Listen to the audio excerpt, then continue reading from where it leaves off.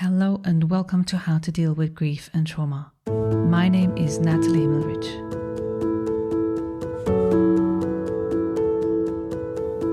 How to Deal with Grief and Trauma is completely self-funded, produced and edited by me, Natalie Himmelrich.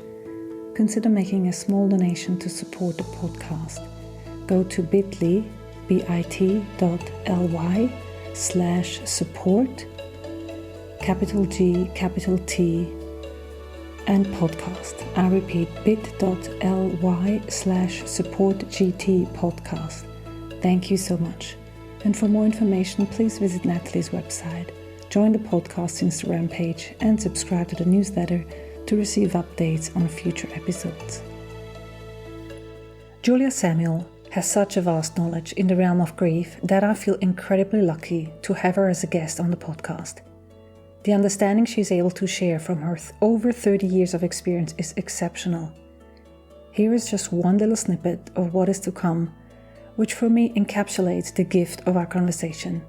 Most importantly, the support we need is the love of others, that when someone we love dies, it is the love of others that enables us to survive. I'm absolutely sure that you will enjoy and learn a lot from today's episode. About this week's guest.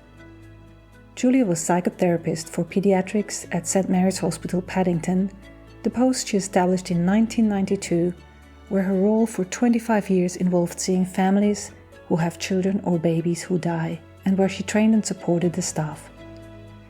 In 1994, she worked to help launch and establish the Child Bereavement Charity, and as the Founder Patron was involved in many aspects of the charity work, having a key role in fundraising, strategy and training for 25 years. In 2016, Julia was awarded an MBE in recognition of her services to bereaved children, and in 2017, Middlesex University awarded her an Honorary Doctorate. Later, Julia published her 3 books, Grief Works, This Too Shall Pass, and Every Family Has a Story, which all became Sunday Times bestsellers. Most recently, Julia produced the Grief Works app and released her new podcast called Therapy Works. She also has a private practice where she sees families and individuals. I recommend you head over to the podcast website to find a gift for today's episode filled with Julia's wisdom, and make sure to check out all the links in the show notes. So welcome, Julia. It's so nice to have you on the podcast. Delighted to be here. Lovely to be with you. How are you today? I'm excited for our conversation. It's a beautiful, crisp day outside with a blue sky, and I've just been for a very quick walk, so I feel really well. Thank you. Well, I am so excited to be speaking to you, Julia, because the kind of things that you have offered to the world in your life in regards to grief and trauma is so vast that it's an amazement for me to be able to ask you some questions. So maybe we start with the first question. How was your life informed by grief and trauma that you came into this work? What has led you where you are today? I mean, I think it took me a long time at a deep level to fully understand the meaning of how I got into it, although I knew it cognitively kind of almost immediately. But I was brought up by 2 parents who were both very significantly bereaved from before I was born. So my mum, her mother, her father, her sister, and her brother were all dead suddenly and traumatically by the time she was 25. And my dad, his father, and his brother died by the time he was in his mid-20s as well. So, they both had these huge losses, which they were, I'm much older than you. My parents, my dad fought in the Second World War. Their parents had fought in the First World War. So they were a generation who didn't talk about loss, who the only choice they had really was to get on and survive. So none of these people were talked about, and I don't think had been fully processed at all. But I think a lot of that unexpressed emotion was transferred to all of us by it not being spoken. And I think that's what influenced me.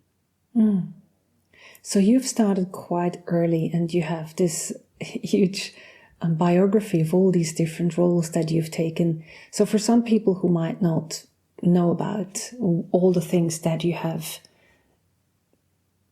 got your experience from and that you have shaped in this world, why don't we go through a little bit so people get a picture, a lifeline of Julia? Yeah, so I mean, in some ways, the context is I married very young. I'm still married to the same person. So I married at 20 and I had 4 children by the time I was 29. And then at the age of 29, I started training as a psychotherapist. I did voluntary work and started training as a psychotherapist. And then I got my first job, which was in the NHS. And I pioneered a role in one of our central London hospitals, supporting families when a baby and a child dies. And I did that job for 25 years. So working, every week with families whose babies would die of in stillbirth or neonatal death or miscarriage or terminations for abnormality or children that died from meningitis or cancer or suicide or drowning or car crashes or bike crashes. So I did that for 2.5 decades. And early into my work there, I worked to establish a new charity, which is now a very kind of significant charity called Child Bereavement UK. Mm-hmm. And I was founder patron, still am founder patron. But I've stepped down from being so active. But for another 25 years, I was very active in fundraising and training and trying to inform both families and medical professions and all the helping professions about what families need when a child dies or when a child is bereaved. And then I stepped away both from the NHS and Child Bereavement UK a few years apart and was in private practice. And I've written 3 best-selling books, Grief Works and This Too Shall Pass and Every Family Has a Story. And I've developed an app called the Grief Works app, which is a sort of 28-day course. It's much more than an app. It's like being in therapy with me. Mm-hmm. And it has a 28-day course and it has like 40 tools that can support you in a journal and access to grief chat and a grief counselor. So it's like everything you need in an app. And then recently I've started a podcast, which I do with my 2 therapist daughters, Therapy Works. So that's it speedily through like 34 years of being a therapist. Wow. Yeah, I mean, yeah, exactly. In a couple of minutes, your life's work. But as we spoke just before recording it, there's always something to do. And people on this podcast, the listeners, they know that where it started for me, meaning where I really became into what I was meant to do all along, but where it became really solidified was through the death of my younger twin daughter. She was 3 days old. So when you were talking about child bereavement, I'm wondering what made you go into this field as a mother of 4 young children at that time? Because I know that for a parent to have the right kind of support just at that moment is pivotal in how they deal with it. Changes your outcome. Absolutely. That's why Child Bereavement UK was so important to me, because what happens to you at that moment really impacts your outcome and for the whole family and everyone around you. So I, while in the sort of 10 years of me having children, I worked with the charity which was then called Birthright. And I was chairman of the fundraising committee, but very kind of learned a lot about the work, which was research around early miscarriage and women's health and pregnancy. And so I went to hospitals and I met researchers, and I really was kind of struck by something that had not even crossed my mind, that a baby could die at birth. Yeah. I mean, I'd been so lucky. Mm-hmm. And I was completely, I was young and I was very ignorant. And so that's I think what led me to St. Mary's. Yeah. Mm. Yeah, I can completely understand. I mean, I was I was pregnant for the first time with twins when I was already older. I was 40 something. I have to calculate now. But also at that time, I also wasn't faced with a lot of experiences of people who had lost their babies. Like, I've heard of miscarriages, but in terms of postnatal loss in the first 28 days and how people deal with that, it was not something that I had met until that moment. And as much as I actually studied psychotherapy before, and grief and loss was one of my favorite subjects, and as part of that we watched a film that was dealing with child loss, I wasn't really prepared until I was going through that myself. And I hear again and again people that I interview or clients of mine that they come into this experience completely unprepared. I mean, I do think at some level you can never be prepared for a loss of that significance, that in that moment that your twin daughter died, your future and the expectation of the future that you had every right to trust and believe in died with her. And a part of you died too. And the process of that, however much cognitively you may be told, you know, this is what people feel and this is what happens, you can never be prepared for it. In the same as in palliative care, you can be with someone who's your dad, who's had a long, good life and has a peaceful, good death, and you're beside him in the hospice or at home for the last 10 days, and has the kind of death that you'd hope for. But that moment of death, when they've actually gone, you're never prepared. There's something visceral of death in that moment that cognitively, the mind-body response is always in a heightened state and kind of takes a lot of work for your brain to adjust to this new reality. Even if it's one that you can really go with, you know, my dad had a happy life or whatever it is. It's very different. You know, death out of time, a baby dying before they've even had any kind of life, tears up the rule book of life. And in some ways, I don't think you can ever accept that. You have to find a way of living with it and accommodating it. But it's never okay. It's a very different death. I'm glad you say that. I'm glad you say you can never be prepared.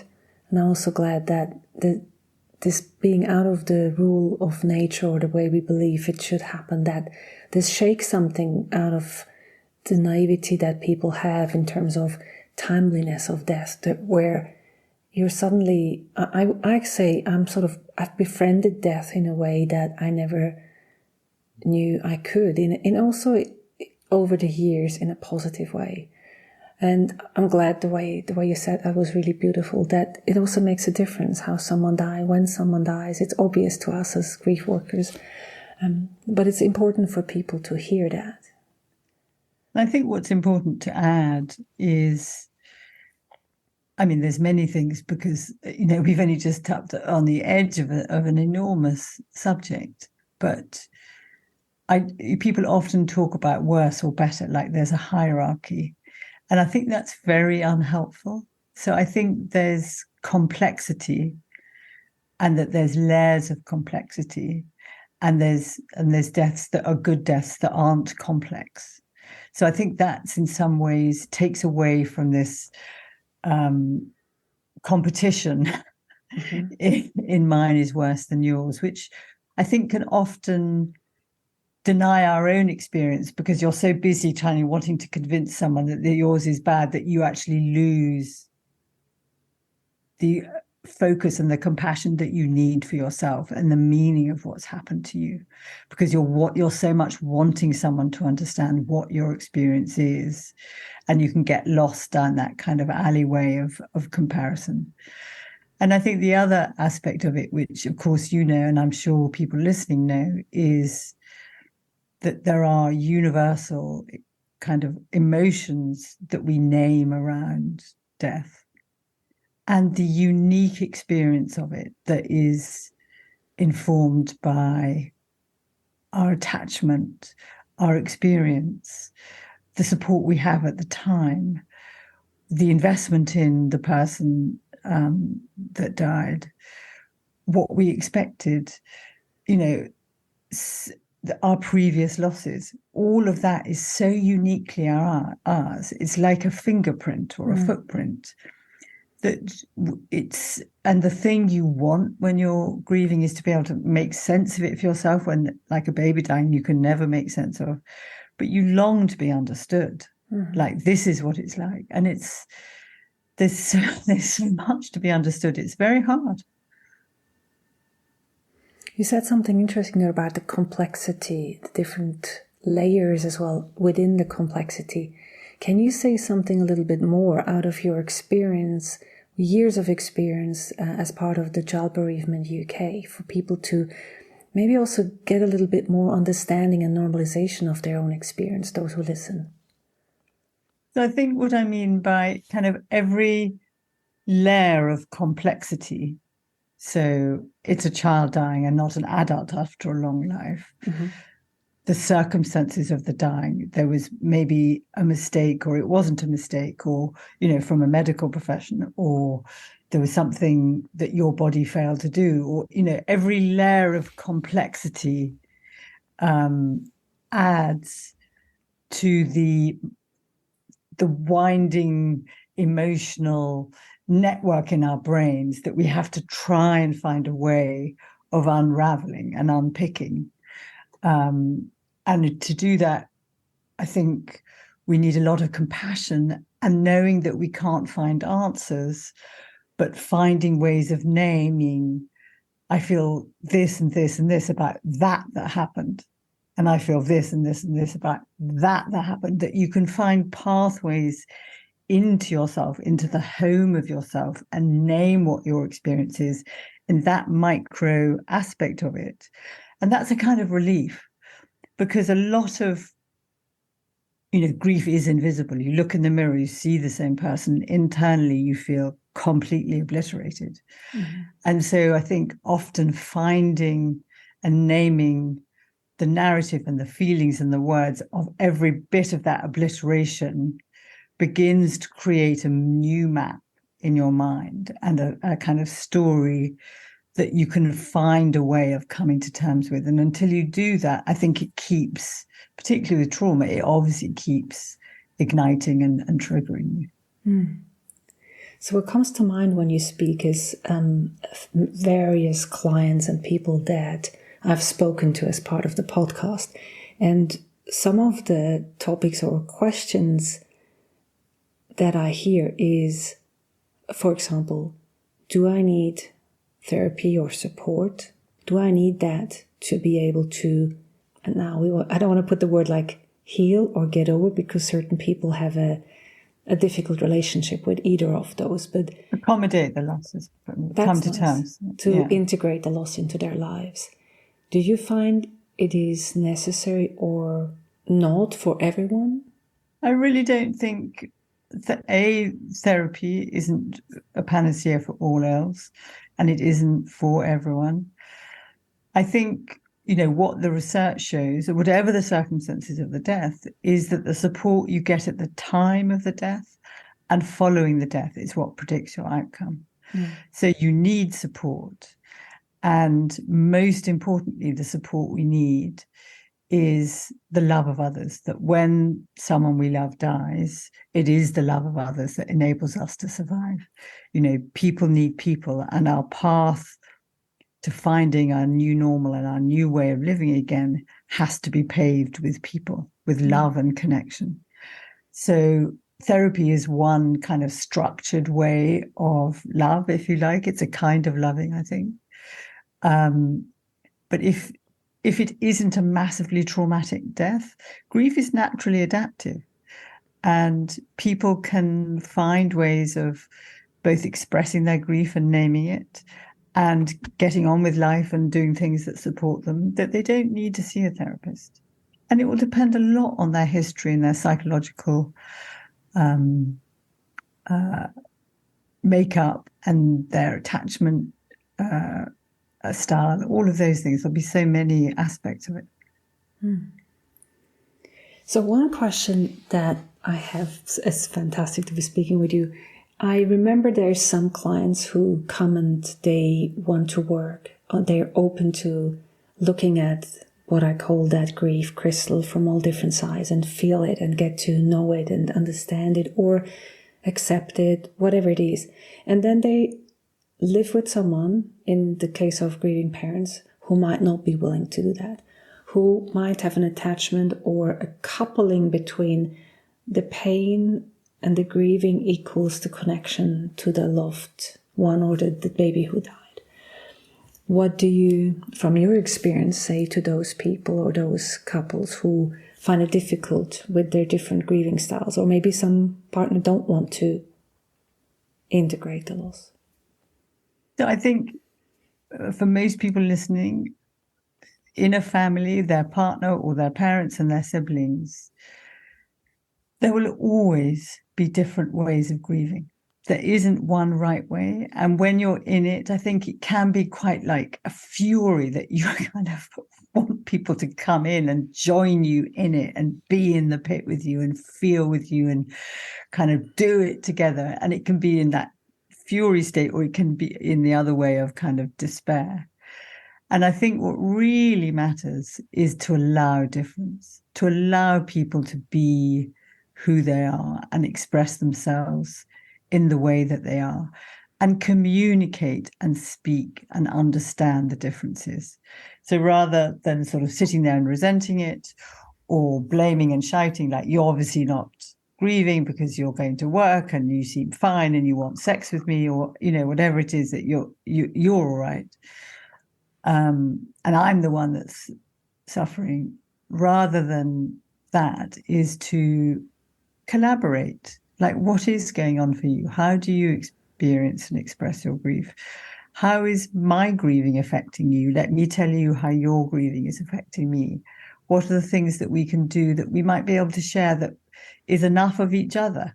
Like, it might be going for a walk together and we can talk about the baby that died for a little bit of it. And then the rest of it, we don't need to, because that might be too much for you. And then we can go and have a pizza or a cup of tea or a glass of wine. And so that we can, because it's important to connect, but not to impose and not to direct.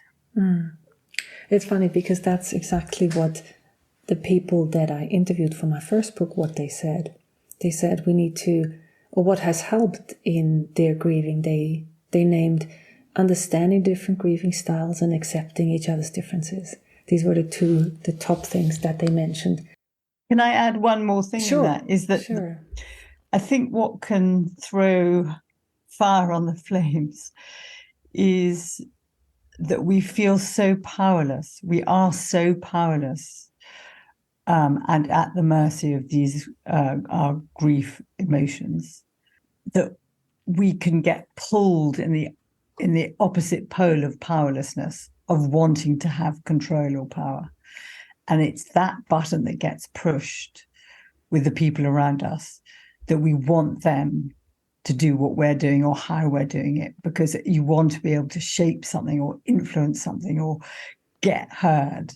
And I think when you can hold both, that I am powerless and at the mercy of these emotions and what's happened to me, and we can collaborate and understand each other and have a sense of agency together of how do we do this together, that we can have some kind of connective agency and choices and things that we do, that helps recalibrate the awful powerlessness. But it isn't this top down, I'm going to have power over you, that I think often gets in the way. Well, thank you for adding that. That's a really good point, because I see that as well, where the lack of power, as in the death that happened, where there's this realization, nothing that I did helped. Made any difference. Made any difference. And then, well, what does that mean for life in general? Because I had the idea or the perceived notion that I had some control. You know, one of the things that often comes, and I'm sure you have a lot of experience, I'd love to hear your view on that, is the guilt that people feel. What would you say about that topic in terms of guilt relating to grief or a loss that has happened when that comes up? So Elizabeth Kubler-Ross of the 5 stages famously said, guilt is the most painful companion of grief. And there are many hues to guilt. And it can, so just to name the domains, it can be the relationship that gives you guilt, that if you're a parent, you feel more guilt because the kind of definition of a good parent is a healthy child. So it could be the relationship. It could be the circumstances of the death that gives you a lot of guilt. It could be that you feel guilt for being alive. It could be that you feel guilt for the missed things you said or the missed things that you'd done, and I'm not going to name them all, but it's a whole kind of landscape of guilt, and you can have a lot of those at the same time. And when I'm working with clients, like I did with someone today, what I kind of try and get them to name what they feel guilty about. And what isn't helpful to say, well, you've got nothing to be guilty about. This wasn't in your gift, that you couldn't say that out. What's helpful is to name it and kind of unpack it, but also recognize that often the feeling we have in our heart is one of guilt. And cognitively in our head, we know that this isn't in our gift, that we're not God. We had no control, we had no power, or we only knew what we knew at the time. We did not have hindsight. And so that you again can hold and allow the feeling of guilt and the fact that we're not guilty, rather conflating the two, that we are guilty. And I think even in that kind of unhooking, there's a bit of space, and in the space, you can receive some compassion and turn to yourself with kindness, like, ooh, this is a moment of suffering. I feel really guilty, and that's really painful. And in the turning for suffering and kindness, you can kind of open yourself up to another feeling, because we all suffer. And then we don't use, so, I often talk about a shitty committee. We often, if we're guilty, we then use our critical mind as a barrister or a judge and jury to throw on other assaults and things that we're going to be tried for. And it's like, when you unhook it and open yourself, like, I feel this really hurts, and I'm going to be kind to myself, it can also release you from the ruminating, circling self-attack. That was beautifully put. It's like this, to me, the picture came of this different levels of, you mentioned the heart and the mind, where it's acknowledging the feeling that you have, which in this case is guilt. It could be any other thing, where the mind thinks something else. And I'm circling back to what you said before about the death when it happens, before the death, when it happens, and it's going to happen. Let's say your father is in hospice and it's going to come. To me, I had this experience when my cat died, because I knew, okay, when this moment comes, I have to make the decision to put her to sleep. And so for me, at that time, there was this experience of, as long as it was cognitively understandable, making sense, and I can think about it, all the reason about all this. And as soon as it becomes into the present moment, to me, it felt like it was sinking into my heart. And suddenly I felt all the things that up here I wasn't able to conceive because I wasn't in the moment. And similar to acknowledging our feelings and having this paradoxical states, be able to say, well, I feel that. I know I'm not guilty, but I still feel it. Liberating. Yeah.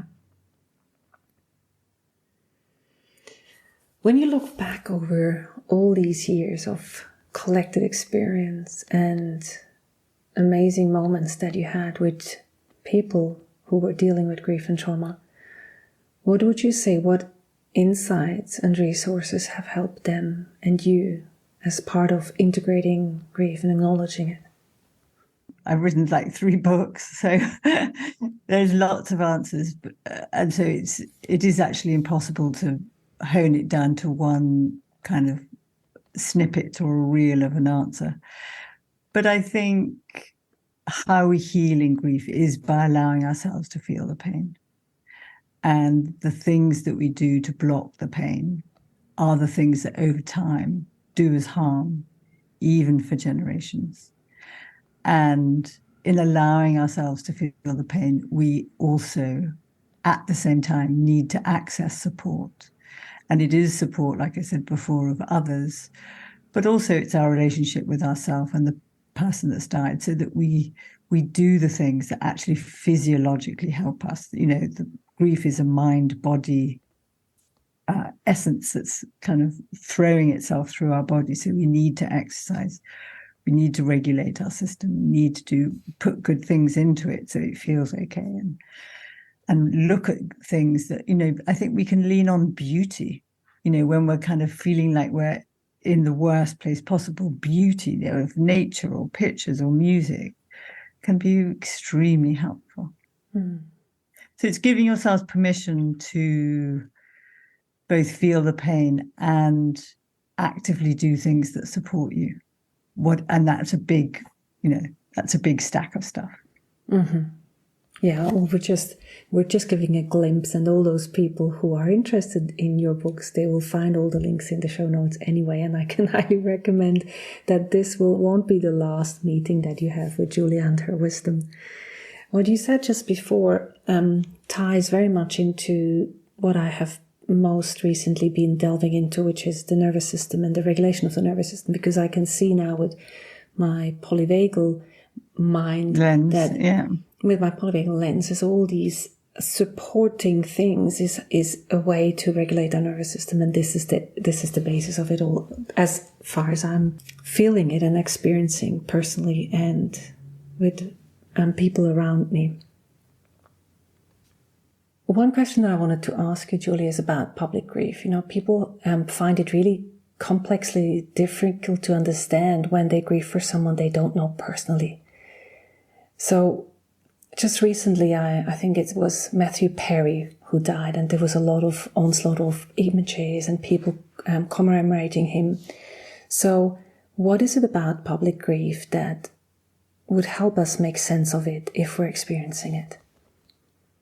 I think it is a real thing. I think, and then more and more with social media and kind of virtual worlds that we live in, that we have these virtual relationships, they're called parasocial relationships, where people, I felt I knew Matthew Perry because it was in my 40s, and my children were teenagers watching Friends together. So it was a particular time of our lives together and a great joy together. And so he was part of that joy. So he becomes part of a particular phase of my life. So I did feel like this, that's really sad. That's because it represents both the end of his life, and he obviously had a complicated life, but also the end of a kind of particularly joyous time of mine. So I think it's the two things we grieve for. It's, people, when it's musicians die, people talk about it as they were the playlist of my 20s or the playlist of my 30s, or,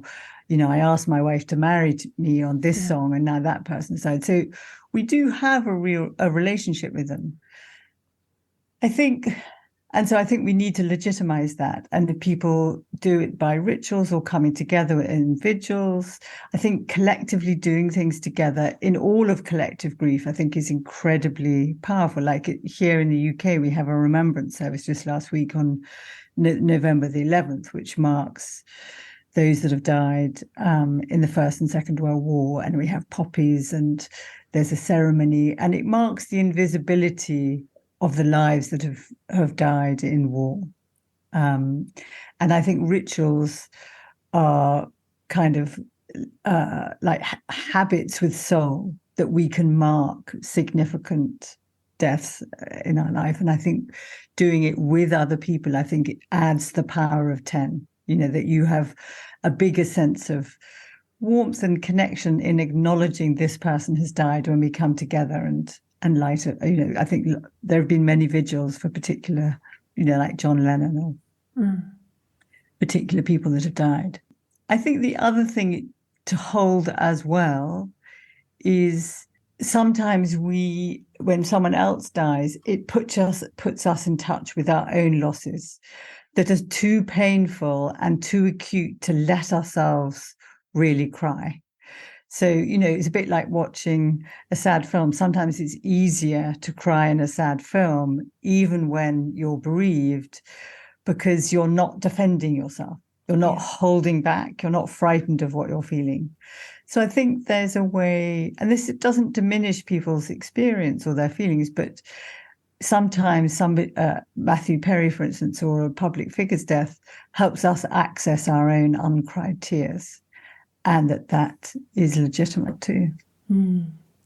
Yeah, I completely agree. I think it's somehow similar to when there's grief activation or triggers, as they're also called, where I'm not defended, I'm not bracing against this to come. I see a scene somewhere in a movie or in a series, and suddenly I'm taken back to where it was. And I also find it interesting myself that this works even better when I'm by myself, because then I have even less to brace myself or to keep face in front of others.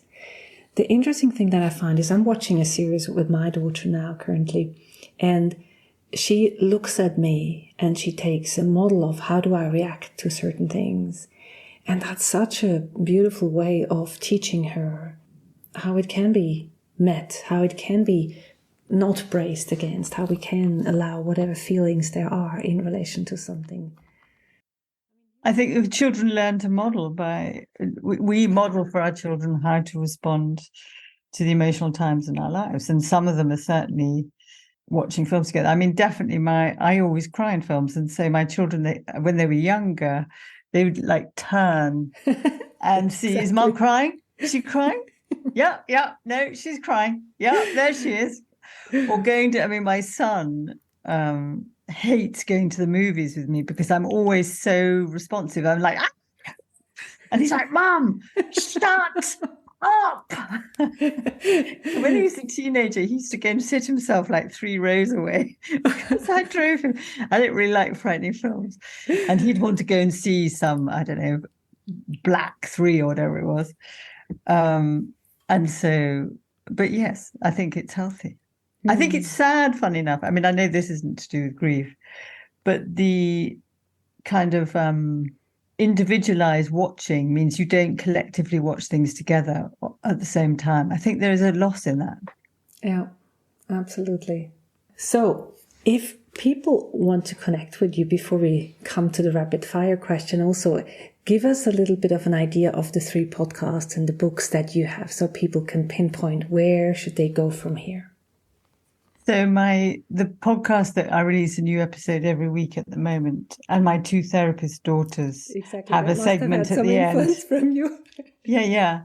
So that's called Therapy Works, and that's wherever you get your podcasts. Mm-hmm. And we have a different voice every week, and sometimes it's a well-known voice, and every other week it is an unknown voice, which I really like. So it's people they're not famous, they have no kind of prepared experience, and it's not kind of produced inside them as it can be. It's not performative, and those are very powerful, those episodes. There's lots of grief in those episodes. And then I did This Too Shall Pass, which was about change. I did, I think, 6 episodes, and then I did 6 or 8 grief works. And then my books are called Grief Works, which came out in 2017. It's in lots of languages for people listening abroad. It's in 17 territories. All my books are about between 17 and 20 territories. And then This Too Shall Pass, which was about change, came out March 2020 at the beginning of the pandemic. And then the last book came out in 2022 was Every Family Has a Story, which is about transgenerational patterns in families. Oh, fantastic. So we're going to put the links in the show notes, and It's really good to just go to Julia's website, and there's a hub to her podcast, to her books, to her app. So I highly recommend writing to all the resources that you have collected over all those years. Pleasure. Thank you. Well, thank you so much for all the wisdom that you have shared with us today. And there's so much more, as you were saying. I mean, we're giving short answers, and we're giving sort of snippets for people to say, hey, this is something I need to delve more into. So what I do with all of my guests on my podcast, I ask them sort of 5 sentence starters. And would you like to do that now? Yeah, let's see. So grieving and trauma means? The emotional response to loss from death or a living loss. And healing means? Finding a way of living with the pain of loss and loving and living again. And what have you learned about yourself in the light of loss and trauma and all the people that you've worked with in your life? I feel very grateful every day to be alive, and I want everyone I love to stay alive too. And what would be one thing you wish people knew about loss and trauma? That we can help each other by supporting and sharing up and being there for each other. Don't hide away from it. What would be one specific thing that has changed since the losses or trauma that you have experienced in your life that you wouldn't want to miss? That I love them in the first place. That I grieve them because I love them. Yeah, the power of the relationship, and I still love them. Yeah. Thank you so much. It's been such an honor to have this time with you. For me to have been able to sit here with you is a huge honor. Thank you. Completely my pleasure. Thank you so much. I hope it's helpful for people listening. Thanks for listening to How to Deal with Grief and Trauma. If you'd like to be updated on future episodes, please subscribe to our newsletter on nataliehimmelrich.com. If you need grief support, please contact me for a 30 minutes free discovery session. How to Deal with Grief and Trauma is produced and edited by me, Natalie Himmelrich. To support this podcast, please rate, review, and subscribe to or follow the podcast on Apple, Spotify, or wherever you get your podcasts. Thank you. And remember to keep breathing. I promise it will get easier.